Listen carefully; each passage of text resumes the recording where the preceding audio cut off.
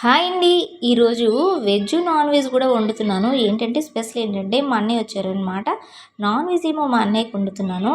కాకపోతే ఏంటంటే ఈ మసాలా అనేది కొన్ని రోజులు నిల్వ ఉంచుకోవడానికి నేను ముందుగా అంటే మొత్తం మిక్సీలో ఆడించేసి ఒక బాక్స్లో అయితే ఉంచేసుకుంటున్నాను. వెంటనే మళ్ళీ మనం ఆడించుకోలేం కాబట్టి చికెన్ కర్రీ అయితే పక్కన రెడీ అయిపోతుంది.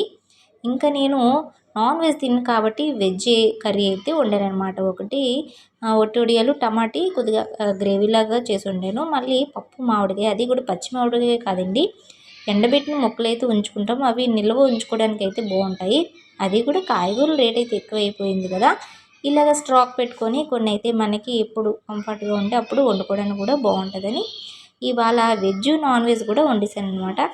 మరి ఇక్కడ ఒట్టొడియాలు, టమాటీ, తర్వాత పప్పు, ఎండబెట్టిన మామిడికాయ ముక్కలు, చాలా టేస్ట్ అయితే ఉంది.